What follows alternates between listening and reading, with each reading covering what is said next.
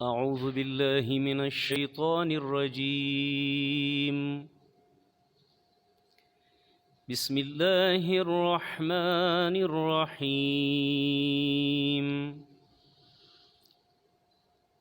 يا أيها الذين آمنوا لا تكونوا كالذي آذوا موسى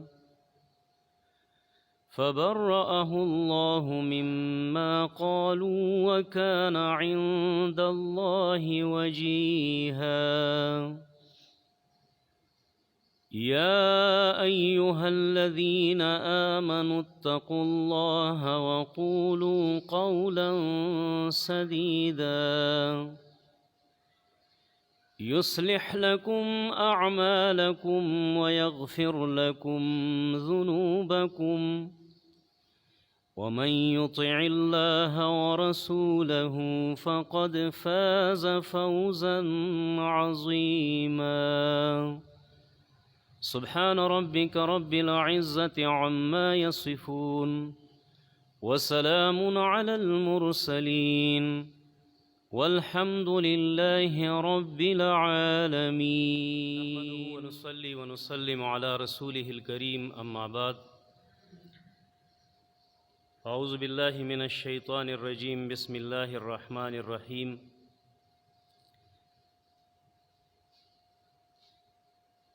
تمام معزز علماء کرام اور مشائخ اعظام جتنے بھی یہاں سلسلے سیفیہ کے جمع ہوئے ہیں، ان سب کے ہم تہ دل سے مشکور ہیں، اور ہم سب سلسلے سیفیہ کے جتنے حضرات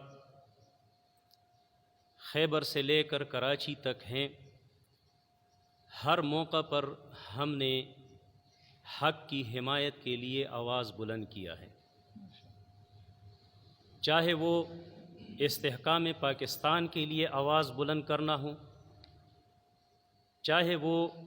ناموس رسالت کے لیے آواز بلند کرنا ہو، یا اس دور حاضر میں موجودہ حالات میں تحریک لبیک کی حمایت کے لیے آواز بلند کرنا ہو۔ سلسلے سیفیہ کے جتنے بھی حضرات ہیں، سب کے سب شانہ بشانہ تحریک لبیک کے ساتھ کھڑے ہیں۔ ہمارے اس وطن عزیز، اس کی دفاع کے لیے ہمارے بزرگوں اور ہمارے آستانوں نے ابتدا سے ہی قربانیاں دی ہیں، اور ان قربانیوں کی وجہ سے ہی یہ ملک معرض وجود میں آیا ہے۔ ہم پرامن لوگ ہیں، ہم نے کبھی بھی تشدد کے راہ کو نہیں اپنایا۔ ہم نے اپنے جائز مطالبات کے لیے احتجاج ضرور کیا ہے، مگر ہم نے وہ کام نہیں کیا جو دوسرے لوگوں نے اپنے ناجائز مطالبات کو پورا کرنے کے لیے کیے ہیں، اور جو اقدامات اٹھائے ہیں ان اقدامات میں ملک کے خلاف بغاوت بھی شامل تھی، ان اقدامات میں ملک میں انتشار پھیلانا بھی تھا۔ الحمدللہ نہ ہم بغاوت کے قائل ہیں اور نہ ہی ہم انتشار کے قائل ہیں۔ ہمارا بس سیدھا سادہ ایک ہی مطالبہ حکومت وقت سے ہے کہ وہ فرانس کے سفیر کو فی الفور اس ملک سے ملک بدر کرے، اور ہمارے جتنے تحریک لبیک کے کارکنان جو ابھی اسیران ہیں ان تمام قیدیوں کو باعزت رہا کیا جائے۔ ہمارے اس ملک میں جتنے بھی لوگ ہیں اور جتنے بھی سنی حضرات ہیں، انہوں نے اس ملک سے محبت کی ہے، اس ملک سے وفا کیا ہے۔ ہم حکومت وقت کے خلاف نہیں اور نہ ہی اس ملک کے خلاف ہیں، بلکہ ہم اس ملک کی ترقی کے لیے اور اس ملک کے دفاع کے لیے ہر قسم کی قربانی دینے کے لیے تیار ہیں۔ مگر جب بات ناموس رسالت کی آ جائے تو ہم عاشقان رسول اپنے محبوب کی محبت میں کسی چیز کو بھی ترجیح نہیں دیتے، نہ اپنی جان کو، نہ اپنے مال کو، نہ اولاد کو، اور نہ ہی ملک کو۔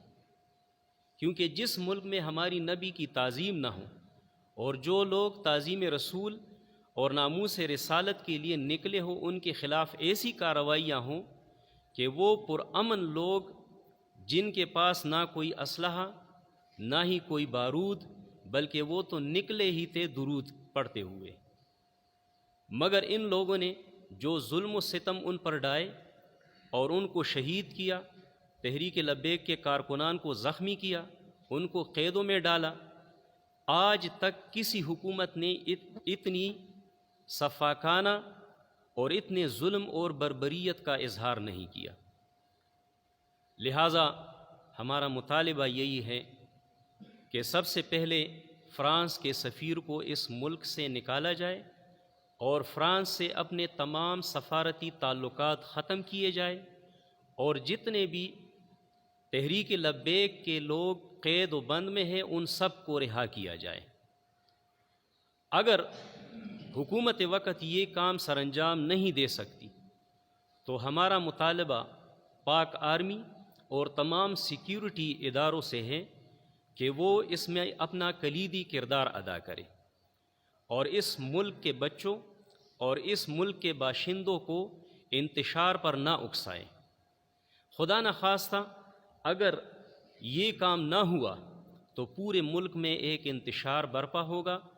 جس کے روک تھام کا پھر کوئی راستہ نہیں ہوگا۔ تو اگر حکومت سے یہ بات حل نہیں ہوتی تو پاک فوج اور تمام سیکیورٹی اداروں سے ہمارا یہ مطالبہ ہے کہ وہ اس کو افہام و تفہیم کے ذریعے سے حل کرے اور ہمارے جتنے بھی اسیران ہیں ان کو فی الفور رہا کیا جائے۔ والسلام۔ اما بعد، میں نمائندہ سلسلے سیفیہ کے پی کے پشاور سے اپنی حکومت وقت اور تمام سیکورٹی اداروں کے عہدیداران سے پرزور مطالبہ کرتا ہوں کہ یکم رمضان سے ملک میں جو کشیدہ حالات شروع ہوئے ہیں اس سے یقیناً تمام مسلمانوں کے دل مجروح ہوئے ہیں۔ اگر ہم ماضی پر ایک نظر دورائے تو تاریخ میں اس ملک میں بہت سے دھرنے دیے گئے ہیں، جس میں 2013 کے الیکشن میں ہارنے کے بعد سب سے طویل دھرنا جو کہ اسلام آباد ڈی چوک میں دیا گیا تقریباً 126 دن پر مشتمل تھا، وہ موجودہ حکومت وقت جو کہ پی ٹی آئی والے ہیں انہوں نے دیا، اور اس دھرنے میں جو غیر اخلاقی کردار ادا کیا گیا وہ پاکستان کے عوام اور خواص کسی سے پوشیدہ نہیں ہے، بلکہ تمام پاکستانی جانتے کہ وہ دھرنے کس طرح دیے گئے اور اس میں کیا صورتحال تھی۔ اس میں تقریباً ہماری قومی ٹی وی اسٹیشن پی ٹی وی پر بھی حملہ کیا گیا، جس میں تقریباً پی ٹی وی کو اتنا بڑا نقصان پہنچا کہ تمام پی ٹی وی اسٹیشن توڑ پھوڑ کا شکار ہوا، اور کئی تانوں اور مختلف سرکاری عمارات حتیٰ کہ پارلیمنٹ پر بھی ان لوگوں نے حملہ اور دعویٰ بول دیا، کیونکہ یہ 4 سیٹیں ہار گئے تھے۔ تو جو پارٹی اپنے 4 سیٹوں ہارنے کے لیے ملک اور ملک کے املاک کو اتنا بڑا نقصان پہنچا سکتی ہے، وہ ملک کے خیرخواہ کہاں ہو سکتے ہیں؟ خیر، لیکن ہم اپنے حکومت وقت سے اور تمام اداروں کے عہدیداران سے پرزور مطالبہ کرتے ہیں کہ وہ موجودہ حالات میں ثالثی کا کردار ادا کرے اور ملک کو دوبارہ صحیح حالات پر لانے کے لیے ہر قسم کی کوشش کرے۔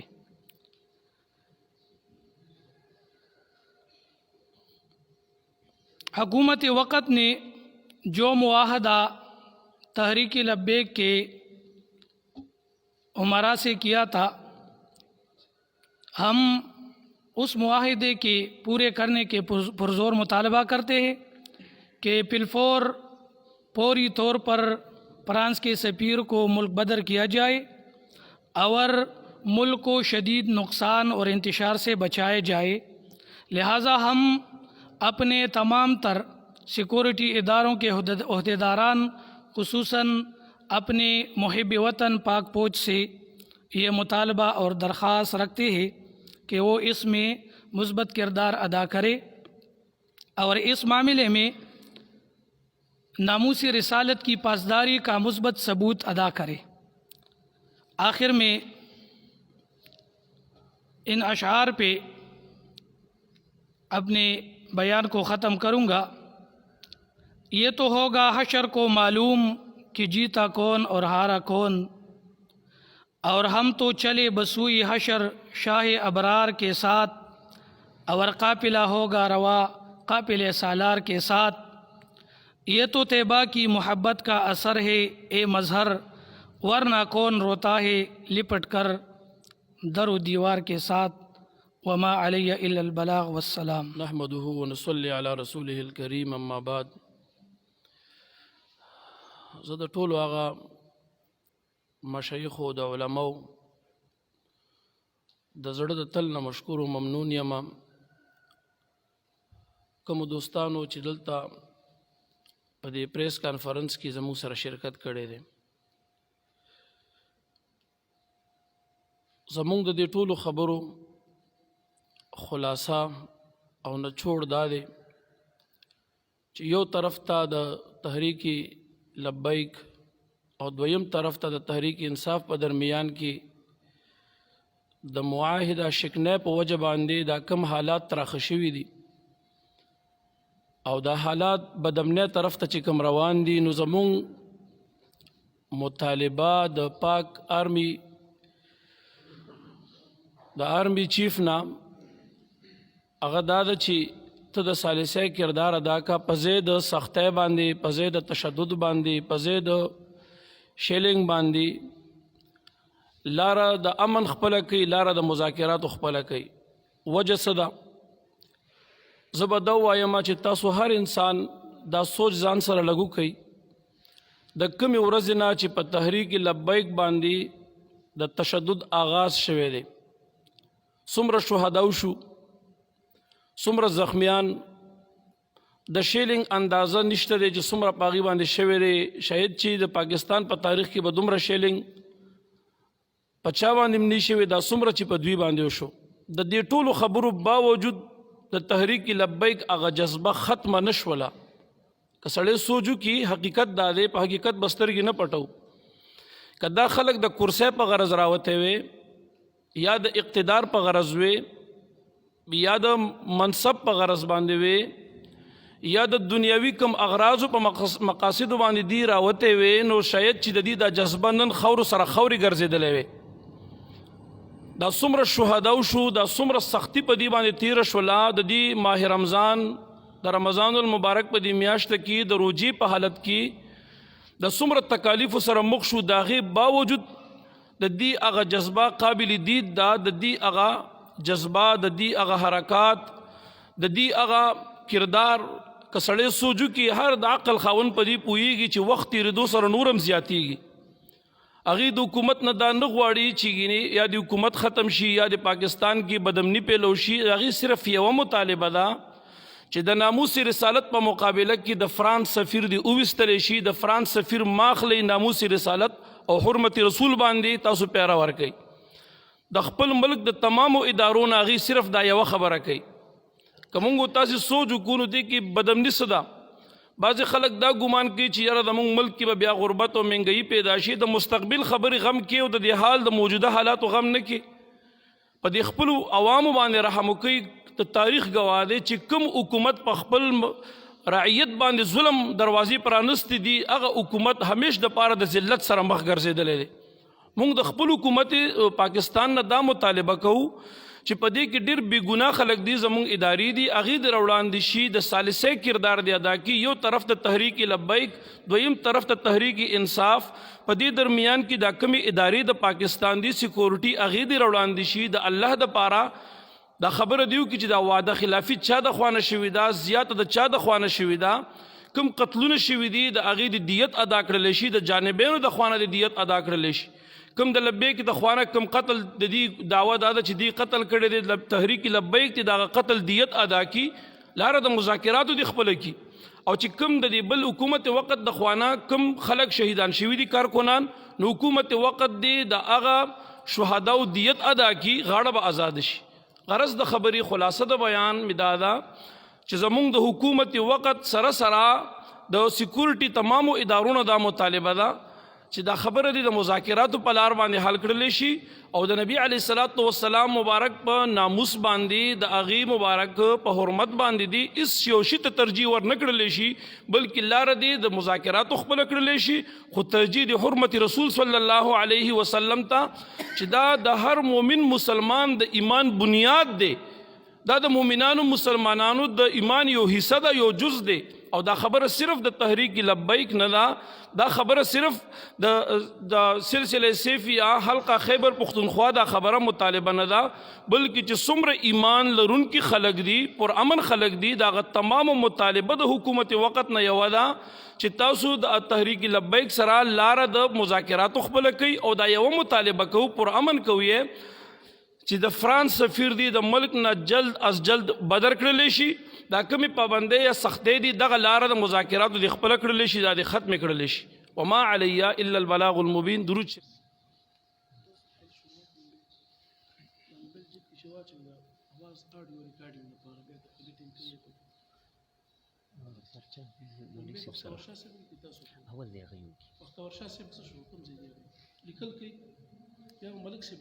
ملک صاحب تاسو اول دا وکړئ دا وته وکړئ تاسو د ټولو اجازه ته دا ځان سره د بل چې په واچو د اواز په صفه راځي کې اډیو ریکارډینګ نحمده على رسوله الكريم اما بعد فاعوذ بالله من الشيطان الرجيم بسم الله الرحمن الرحيم. زمونږ د لری لری زینونه راغلو علماء کرامو په جمع ټولو ته السلام علیکم. نن چې مونږ په کوم مقصد باندې را جمع شوي یو او پر امن طریقې سره مونږه مبتصر یو پروګرام منعقد کړی دی نو هغې کې مونږ د خپل د زړه د درد د وجې نه او د خپل ایمانی جوش او جذبې د وجې نه د خپلو خیالاتو اظهار کو. زمونږ په دې ملک کې خو نه چا در نه پیژندي او نه د در نو دستور چاته معلوم و چې در نه څه شي ته وایي خو لیکن مونږ ته چې د در نه بنیاد کیښو نو هغه د پی ټی آی مشرانو کیښو او د خپل ملک په خلاف باندې چې کوم دی نو بغاوت دپاره راووته په وزیر اعظم هاوس ورخته په صدر هاوس ورخته په گورنر هاوس ورخته صدر نه منلو وزیر اعظم نه منلو د حکومت پاکستان قانون نه منلو او الټه چې کوم دی قوم ته د حکومت پاکستان ټول عوام ته دا اعلان کولو چې بل بسوک نه داخلوي بلونه اوس وځوي او ټول د حکومت خلاف روزي بغاوت کوي خو لیکن زمونږ ډیر پر امن پاکستان دی د دې دومره بغاوت خلاف چې کوم دی نو په پی ټی آی والو باندې چا شیلنګ نه دی کړی. نن چې کوم دی نو علما مسلمانان پر امن طریقې سره راوتی دی هغه د خپل ملک خلاف نه دي هغوی د خپل ملک دپاره همیشه دپاره وینې ورکولو ته هم تیار دي خو لیکن د فرانس د یو ګستاخ رسول خلاف راوتی دي او هغه د ګستاخ رسول خلاف د هغوی مطالبه دا ده چې دا د پاکستان نه چې کوم دی نو بهر کړی شي. د ګستاخ رسول په باره کې راوتی دي او د هغې باوجود چې کوم دی په هغوی خوارانو باندې شلنګ وشو هغه شهیدان شو ډېر پکې زخمیان شو. مونږ هغوی ته سلام پیش کوو چې د خپل محبوب پیغمبر په شان رسالت باندې او دغه په ناموس باندې خپل ځانونه قربان کړ. رب ذوالجلال جل جلاله دې مونږ له هم دقسې د قربانۍ توفیق راکړي. مونږ چې څومره د خیبر پښتونخوا د سیفیه سلسلې سیفیې د طرفه چې څومره راغلي علما دي نو دې ټولو ته مونږ هم سلام پیش کوو. انشاءالله چې څوک د خپل نبي دپاره او د هغه د ننګ او د ناموس دپاره راوچتېږي نو مونږ بارپور د اغي سره حمایت کو، مونږ د غوی مرګري یو. نن چې کم تکلیف مسلمان ته ورسېدو، کم درد او دک مسلمان ته ورسېدو، په هغې مونږ ټول چې کم دی نو خفګان ښکاره کوو، هغې سره چې کم دی مونږ یکجهتي کوو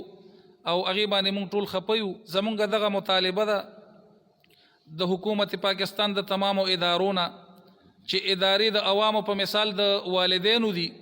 او والدین به په خپلو بچو باندې تشدد نه کوي، لیکن که کله د ملک او د قوم خلاف راوتو بغاوت کولو نو بالکل د ډنډې هم حق دی، د دبو هم حق دی. خو که یو جایز مطالبې دپاره روزي نو د ادارو والا هم ځان ته مسلمانان وي، ټول مسلمانان دي، مونږ ټول د یو نبي امتیان یو